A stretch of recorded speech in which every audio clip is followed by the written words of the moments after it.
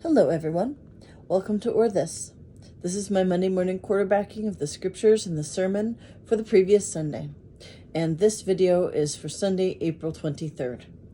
The scriptures that were assigned for the day were Acts chapter 2, verses 14a and verses 36 through 41, Psalm 116, verses 1 through 4 and 12 through 19, 1 Peter chapter 1, verses 17 through 23, and Luke chapter 24, verses 13 through 35.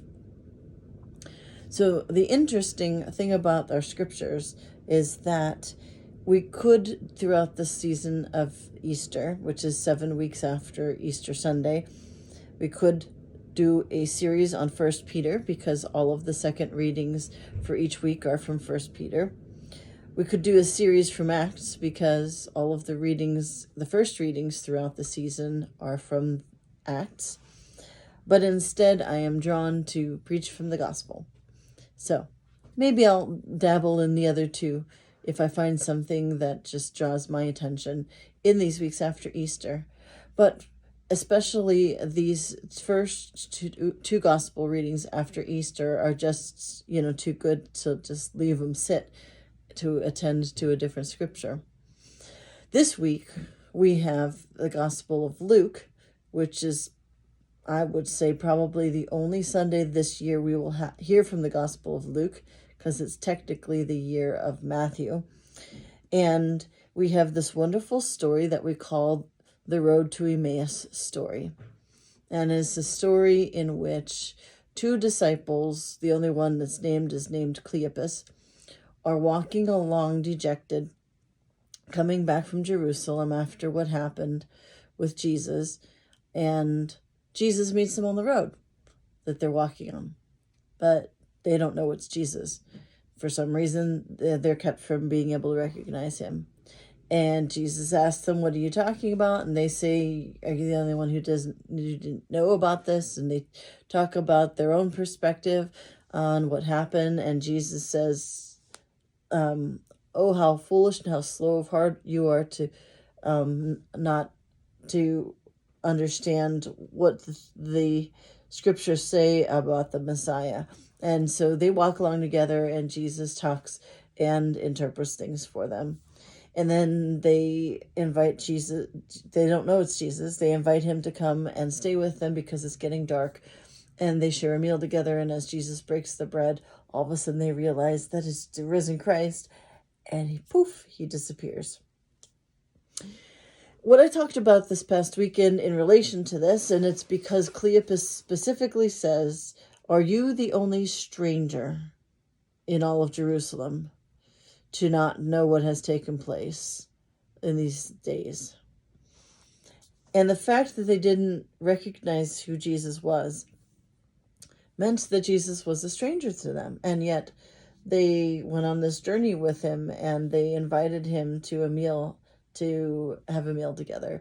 And in the breaking of the bread, the stranger is revealed to be Jesus. And then, so I talked about the idea of our perspective on strangers tends to be clouded a little bit by society's suspicions and kind of a negative viewpoint, but to help us think about the way in which Jesus is described as a stranger here. And the disciples have this experience of the stranger being the risen Christ. And so in some cases, in our experiences with people who might be considered strangers, we too might experience the risen Christ. And for that matter, in a different gospel, Jesus encourages us to see in those who are in need, to see in the poor, in the sick, in the imprisoned, to see him in other people. And so there is that teaching as well of being able to look at others, even if we don't know them, and see Jesus in them. But anyway, the word stranger, I feel, is kind of like a loaded word, and it came out a little bit in the responses I asked the congregation what they think of when they think of the word stranger. And in at least on Sunday, in a lot of the comments, what came out was more of the society's more negative view of the stranger. And so we talked about it in a way that was kind of general. So I wanted to clarify that a little bit in this video. And that is to say that there are going to be certain situations in which, in which we don't feel comfortable with a stranger because of the way they're acting, or because maybe the way they look at us, or that kind of thing. And for that matter, we could say that there are strangers who do bad things. And so we wouldn't get associated with them if they are doing bad things that could end up harming us or someone we love, or getting us into any kind of trouble. So let's just say that my sermon wasn't a blanket statement saying, yes, all strangers are good. Not exactly. Not every encounter with a stranger is going to result in an encounter with the risen Christ, right? Because some people do bad things, and we don't want to get associated with those bad things. And I said the phrase that came to my mind was stranger danger. It's the way in which we teach our children not to go with or not to talk to complete strangers when we're not around. And that is absolutely, I'm not saying anything against that, because parents need to be cautious and need to be the ones to decide who is trustworthy. But just the idea to just kind of broaden our idea of the stranger, to say that it's not necessarily a person who is up to no good or who is suspicious. I said to my husband, he was a stranger before we dated, and before he became my husband. And there's other people who have had that experience too, that you didn't know your spouse at first, but you dated and got to know each other, and went from being strangers to being significant others, and eventually to being married. So we need to have a broader sense of what we mean when we say stranger. The other thing is, there are some people who we get to know, who are strangers initially, but we get to know through, if they're our neighbors, if they are people who are visiting our church and they start coming more regularly, we get to know them, and then they're not a stranger anymore. Our doctors, counselors, therapists, those people are all strangers to us. Of course, they are in a profession and in a setting in which they're already expected to be trusted people because they've helped lots of other people. But we end up having to put our lives or our body in their hands, so to speak, or our emotional lives, if there's a counselor we're talking to, a therapist we're talking to, physical therapist, somebody who works with our bodies, doctors who have to check us and everything like that. We put ourselves into their hands, and they are strangers to us, and we hope that they will do a good job and that they're good at what they do. But then there are cases where, in other things we do, in the neighborhood or whatever, we might see somebody and we see them on a regular basis, and we see them at other gatherings, other events that happen in our communities.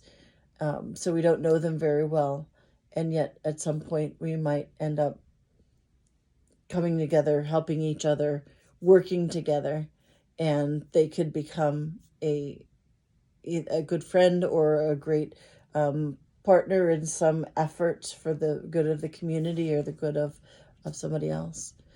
There's also social media makes the whole idea of stranger very difficult. because it connects us in a way that we don't have to necessarily have ever come face to face with somebody to somehow get involved in their life story. So the app or the website GoFundMe has become a thing of somebody sets up a page with a story of somebody who is going through a hard time and needs financial support, and then they throw it out there and try to get the word out to people who might be willing to support that person. And we might come across GoFundMe opportunities for people that that might be strangers to us, but that we read their story and are compelled to want to help and support them. Or maybe it's the other way around, and we end up in a situation where we're in need of help, and somebody sets up a GoFundMe page, and people who don't even know us might contribute to that. So there are actually a variety of ways in which we end up somehow connected to strangers, and yet good things can come about. And it's good for us to realize that. Like I said, it might be stating the obvious, but at the same time, maybe this needs to be brought, these kinds of stories and this perspective has to be remembered to counterbalance the negative view of the stranger. Sometimes we might see somebody and see somebody who is a stranger who we don't know and automatically assume that they're up to no good, when they might actually be doing something. They might actually be doing something good. And I shared the stories from last week's headlines of a couple situations where young people were innocently lost and in the wrong place, and they ended up shot. And that's another reason why we need this other perspective to say, just because you don't know a person, just because they might look different from us, doesn't mean they're up to no good just because they're a stranger. If they're in a place where you don't normally see them, they could be doing somebody a favor, they could be lost. And so there are a variety of other reasons why a person who you haven't seen before might be in a place where you haven't seen them. And the idea of stranger is not supposed to be negative. It just means somebody that we don't know at this point. And Jesus was a stranger in this particular situation, and the disciples finally experienced the risen Christ in their midst. But they invited him to be at their meal and in their presence. And so in what ways do we invite people that we don't know yet to be in our presence and get the experience of Christ among us? So there's the carryover of my sermon, some thoughts that I had afterwards to explain things a little bit better. So I'd like to hear from you. I haven't been hearing from anybody, so it'd be great to hear some comments from you in the comments section on Facebook. But if you're watching, thanks for watching, and have a blessed week.